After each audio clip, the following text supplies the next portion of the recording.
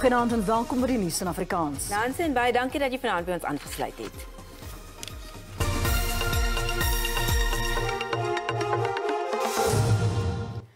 Die appèlhof in Bloemfontein het beklemtoon dat daar te veel onduidelikheid is oor die besluitnemingsproses om oud-president Jacob Zuma op mediese parol vry te laat. Die Hooggeregshof in Pretoria het vroeër vanjaar uitspraak gelewer dat sy vrylating onwettig was. Zuma en die departement van korrektiewe dienste vra nou dat die uitspraak omgekeer word. Daar is egter heelwat vrae oor die spesifieke siektetoestand waaraan Zuma gelei het en hoekom die voormalige kommissaris vir korrektiewe dienste, Arthur Fraser, dit nie pertinent uitgelig het dat die oud-staatshoof se toestand terminaal was nie. Advokaat Maribola Mpahlele, wat die Raad vir Korrektiewe Dienste verteenwoordig, sê die besluit om Zuma op mediese parol vry te laat was nie verdag nie, selfs al het die mediese parol adviesraad nie met die besluit saamgestem nie. Hy argumenteer dat die raad se aanbevelings nie 'n bepalende faktor was nie en dat ander verslae ook aan die nasionale kommissaris voorgelê is. Advokaat Dalim Pofu verteenwoordig Zuma in die hof. Volgens hom het die oud-president se dokters te duidelik gestel dat hy aan 'n terminale siekte ly en dat dit onmoontlik is dat die kommissaris gebind kan word deur aanbevelings van die adviesraad vir mediese parol. The Commissioner stated that he, is what I've just said, was unable to disclose the remainder of the record because A, Mr. Zuma refused to consent to the disclosure of the remainder of the record in any form, even under a confidential regime, and B, parts of the record were in possession of the South African military health services, who refused to transfer possession. Because after all, we're dealing here with a former head of state. So his medical records, as by definition, are classified. Die DA-leier John Steenhuisen het vandag se hofverrigtinge bygewoon. Die party se regsverteenwoordiger, advokaat Ismail Jamie, het dit aan die hof gestel dat 'n onafhanklike mediese praktisyn Zuma moes ondersoek alvorens 'n besluit geneem is. Volgens hom is die ondersoek uitgevoer deur iemand wat nie onpartydig opgetree het nie. Die DA argumenteer ook dat die Hooggeregshof se uitspraak behoue moet bly. Die nuutverkose Noordwes voorsitter van die ANC, Nono Maloyi, sê die tak moet verenig om dienslewering te verseker. Maloyi het die huidige premier Bushimape geklop in die voorsitterswedloop. Talle vraagtekens hang egter oor die beraad en sommige afgevaardigers dreig met regstappe.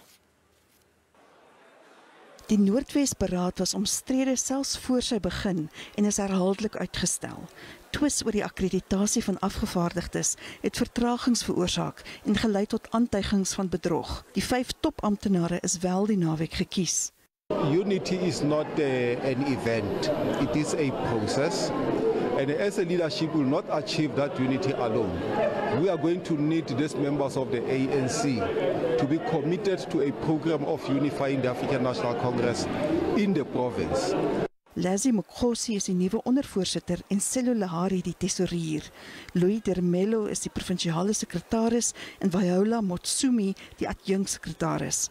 President Cyril Ramaphosa sou 'n slottoespraak lewer om die beraad af te sluit, maar die vertragings het dit gekelder. The conference has not concluded its business because the president closes when everything else has happened, and therefore that issue will no longer proceed to come. So that we are negotiating whether that date, because he wanted to really address the Northwest Conference. Ontevredenes sê hulle win regsadvies in en dreig met besluite van die beraad tersyde te laat stel. Die afgevaardigde Paul Sebego sê lede van die ANC se nasionale uitvoerende komitee wat bystand moes bied, het verdere verwarring veroorsaak. Regrettably, it is the process and the conduct of the NEC deployees in facilitating this process, which has brought many questions in relation to this process. Die regerende party se alliansievennote in die provinsie het 'n beroep gedoen op die party om faksiestruwelinge te beëindig. Die Suid-Afrikaanse Ontwikkelingsgemeenskap se streeksleiers sal in die Kongolese hoofstad Kinshasa vergader om die kwessie van vrede en veiligheid in die streek te bespreek. President Cyril Ramaphosa is uittredende voorsitter van die SAOG vir politiek, verdediging en veiligheidssamewerking. SADC organ, we end our term as South Africa. We're handing over to Namibia as incoming chair. Our president would report on all the issues related to the work of the SADC organ on politics, defense and security. We are going to report on progress that is being made with respect to the promised deployments, as well as the provision of support to our personnel from the various SADC countries, as well as Rwanda with the bilateral partnership that they have with Mozambique. They've been working closely with our SADC forces. President Felix Tshisekedi van die Demokratiese Republiek die Congo sal oorneem as nuwe voorsitter van die SAOG. We know very well that the issues of natural resources in the region have been one of the conflict triggers. So it is important that when the SADC member states are meeting in Kinshasa, they deal with the elephant in the room, which will be to manage and harmonize this relationship between communities and the multinational companies that are still exploring natural minerals in the SADC region. And another important issue is to focus on the democracy project. The crisis that we are going to be seeing in Luanda, Angola, there are elections coming, there are elections in Lesotho. So those are the issues that one will think that the SADC member states must look into. Veiligheid en sekuriteit sal ongetwyfeld bo aan die agenda wees. Daar sal na verwagting onder meer besprekings wees oor die M23 rebelle in die oostelike dele van die DRK, sowel as die situasie in Cabo Delgado in Mozambique. Die Tshwane Metro sê hy spits hom toe op individue en organisasies wat by onwettige kragverbindings in die stad betrokke is. Daar is tans 'n amnestieperiode vir diegene wat elektrisiteit op 'n onwettige wyse bekom het. Die stadraad sê die amnestieprogram sal help om diegene te identifiseer wat onwettige verbindings het of dit verander moontlik gemaak het. We have people and individuals and companies in our system in the city of Tshwane that are working and colluding to facilitate illegal connections and to steal revenue and cash from the city. This is what's going on in our city, and we want to get after those. So our terms and conditions are definitely aimed at helping us to find those people and get them out the system. Maar sommige is krities van die stadraad se benadering. Ons soek nie die amnestie nie, want ons verstaan nie wat dit behels nie, en ons wil dit ook nie verstaan nie. Die amnestietydperk is geldig tot die einde van volgende maand. Die polisie in Mpumalanga het bevestig dat 'n saak van seksuele teistering teen die minister van Finansies Enoch Godongwana by die Skukuza polisiestasie aanhange gemaak is. Dit volg nadat 'n werknemer by die Kreershalati, 'n private gasteoord in Kreerwiltuin, beweer sy is verlede naweek deur Godongwana seksueel geteister. Kreershalati se regsverteenwoordigers het in 'n SMS-boodskap aan die SAOG gesê, hulle beskou die bewering in 'n ernstige lig en sal owerhede in die ondersoek bystaan. Hulle wou nie verder kommentaar lewer nie omdat die ondersoek hangende is. Die polisiewoordvoerder, Selvi Mohlala, het bevestig dat die voorval ondersoek word. We have registered the case of sexual assault with regard to a prominent figure, whereby he is being accused of sexually assaulting one of employees at a particular spa in the Skukuza. And as for now, we are continuing with our investigation. We are in the process of gathering all the relevant statements from the people that were present on that particular moment. And as soon as we are done, we'll be able to take the docket and take it to the court for a decision. Godongwana het die aanklagte ontken. Een van die vermeende aanhitsers van die onluste in Julie verlede jaar is 'n polisieman. Hy en 3 ander verdagtes het in die Landdroshof in Durban verskyn. Hulle is deel van 'n groep van 85 mense wat deur die valke ondersoek word vir hul rol in die onluste. Die 4 is op borgtog van R3000 elk vrygelaat. Hulle verskyn na verwagting weer op 26 Augustus in die hof, saam met 22 ander verdagtes. In nog 'n verhoor oor die onluste is die saak teen Bonginkosi Kanyile na eerskomende Vrydag uitgestel. Sy regspan sê hulle het meer tyd nodig om dokumente na te gaan wat laat deur die staat ingedien is. Die staat beskik na bewering oor beeldmateriaal op Twitter wat wys hoe hy mense opsweep. Hy is op borgtog van R5000 vrygelaat op voorwaarde dat hy nie sy Twitter-rekening gebruik nie.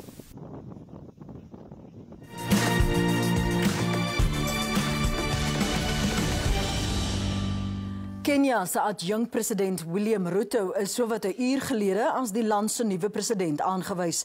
Dit was 'n naalskraapse oorwinning vir die 55-jarige politikus. Ruto het daarin geslaag om 50,4% van die stemme op hom te verenig. Keniane het 6 dae gelede al vir 'n nuwe staatshoof gaan stem. Volgens wet moet die uitslae binne 7 dae bekend gemaak word. Ruto se teenstander, Raila Odinga, het die vertraging in die bekendmaking van die stemme aan knoeiery toegeskryf.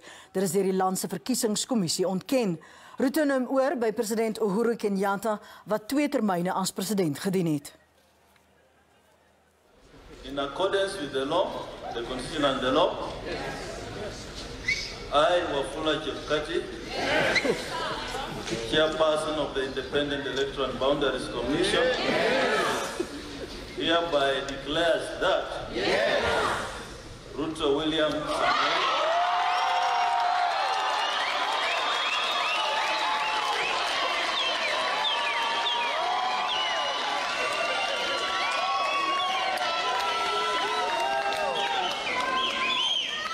of ID number 6847208 has been duly elected as the president.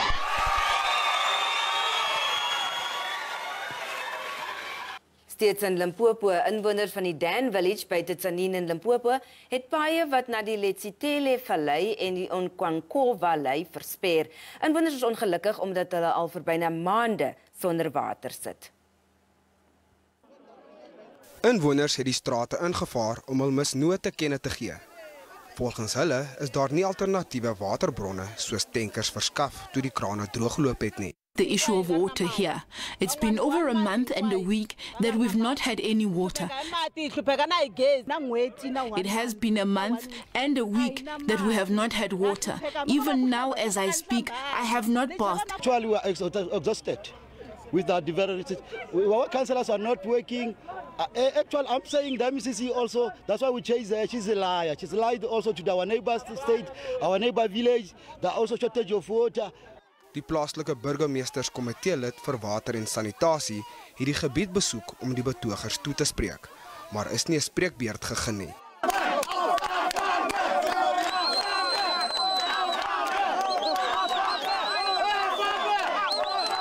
Die Mopani distriksmunisipaliteit ontken dat die watertoevoer al vir 2 maande afgesny is en sê dit is nog net 2 of 3 weke.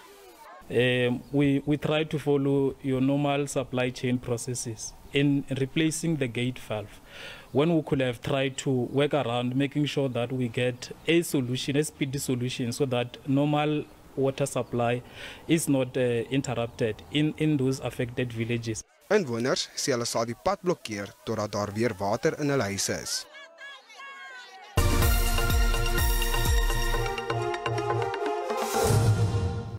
En nou vir 'n oorsig van die dag se markaanwysers.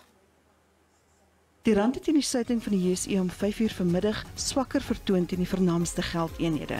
Die JSE se indeks van alle aandele het effens hoër gesluit, hoofsaaklik gesteun deur mynbouaandele. Die pryse van goud en platinum het gedaal. Brent-olie se prys het verder teruggesak te midde van kommer oor die uitwerking wat wêreldwye ekonomiese verlangsaming sal hê op olieaanvraag. En op die JSE-termynmark het die pryse van landbougewasse vir lewering in September hoofsaaklik gedaal. Witmielies kos R14 per ton minder en koring R34. Sonneblom is R129 per ton duurder en soja R44 per ton goedkoper. Die Springbok-afrigter Jacques Nienaber het die Springbok toergroep van 34 spelers bekend gemaak wat na Australië sal reis vir die tweede been van die rugbykampioenskap. Die Springbokke speel hulle eerste wedstryd op 27 Augustus in Adelaide en die tweede wedstryd op 3 September in Sydney. Die vleuelkuinen Moody is vir die eerste keer by die span ingesluit en kan sy debuut oor see maak. Volgens Nienaber is die grootte van die groep geskoor op die aanvaarde toerformaat vir die wêreldbeker.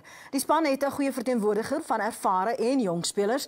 Hy sê hy het vertroue dat die groep die regte spelers is om in Australië suksesvol te wees. En in Kaapstad neem die opwinding toe in aanloop tot volgende jaar se netbal wêreldbeker. 'n Enorme muurskildery is onthul as deel van 'n wêreldbeker nalatenskapprogram in Khayelitsha. Die township Khayelitsha is 'n plek waar armoede en maatskaplike ewels die lewe vir duisende mense daagliks 'n stryd maak. Maar ten spyte hiervan is daar ook positiwiteit. Netbal is 'n uiters gewilde sport in die gebied en duisende jong meisies en vroue neem daagliks daaraan deel. Pumza Maweni is van Khayelitsha afkomstig en het daar eers op 'n latere stadium in haar lewe ernstig op netbal begin toespits. Nou het sy deur middel van haar stigting 'n toernooi aangebied om toekomstige sterre te vier.